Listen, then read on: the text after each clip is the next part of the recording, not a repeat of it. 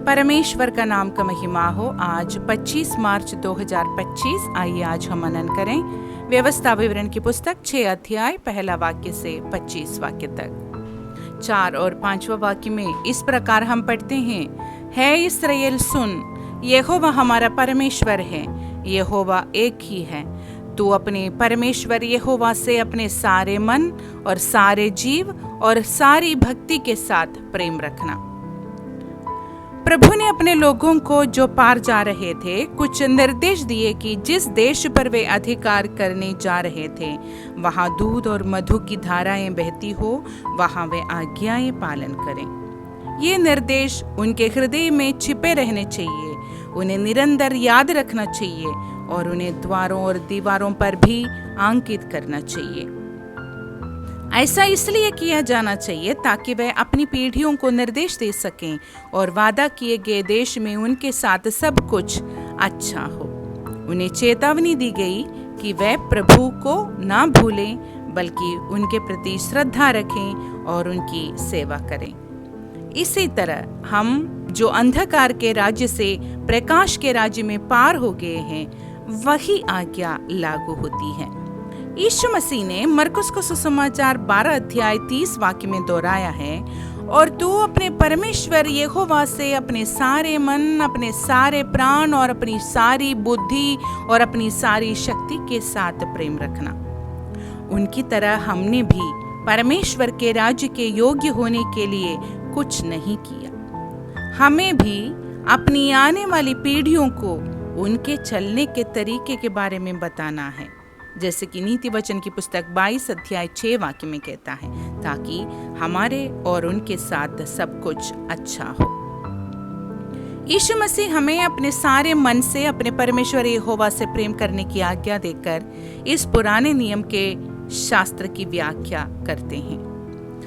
वह यहाँ कुछ नया नहीं कर रहे हैं। हमारी आत्मा में मन, जिसमें विवेक भी शामिल है, इच्छा और भावनाएं शामिल हैं। यीशु मसीह जानते हैं कि वह मन में ही है जहां लड़ाई होती है। हमारा मन परमेश्वर की इच्छा के अधीन होना चाहिए। परमेश्वर ने हमें जो नया जन्म ले चुके हैं, पहले ही स्वस्थ मन से आशीर्वाद दिया है।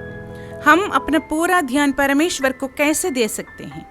बाइबल हमें कुछ करने, अपने मन का ध्यान परमेश्वर पर केंद्रित रखने की शिक्षा देती है, क्योंकि अपने पूरे मन से परमेश्वर से प्रेम करना, हर परिस्थिति में उसके और उसके वचन के बारे में सोचना, मसीह में विजयी जीवन जीने के लिए बहुत जरूरी है।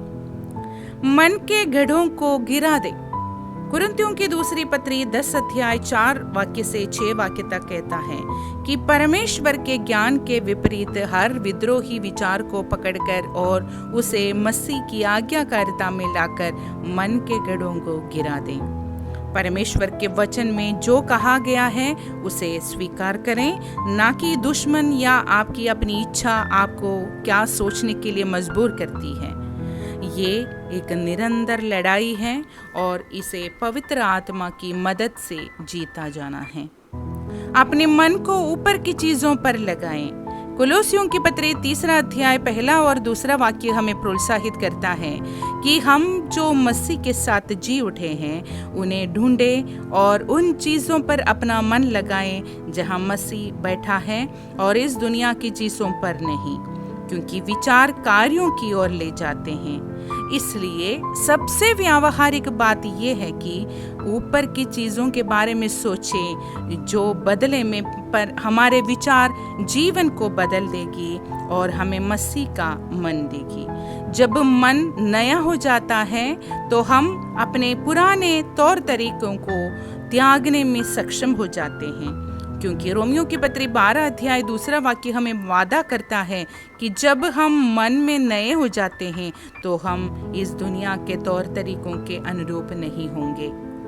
अंत में हम ही तय करते हैं कि हम अपने विचारों की गोपनीयता में क्या सोचना चाहते हैं। चुनाव हमारा है, लेकिन परमेश्वर अपने वचन में ये बहुत स्पष्ट करता है कि वह चाहता है कि हम किस तरह के विचारों पर ध्यान दें। वह अपनी इच्छा हम पर नहीं थोपेगा, लेकिन उसने हमें मदद करने के लिए अपनी पवित्र आत्मा दी है।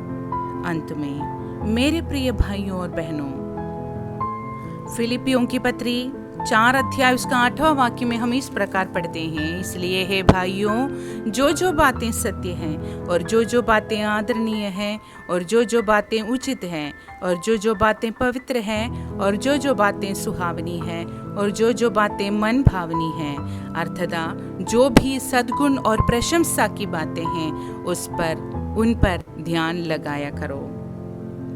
इसलिए आइए हम प्रभु से विनती करें कि सर्वशक्तिमान प्रभु मुझे अपने पूरे अस्तित्व के साथ आपसे प्रेम करने में मदद करना। प्रभु इन वचनों से आपको आशीष दें। सबको जय मसीह की।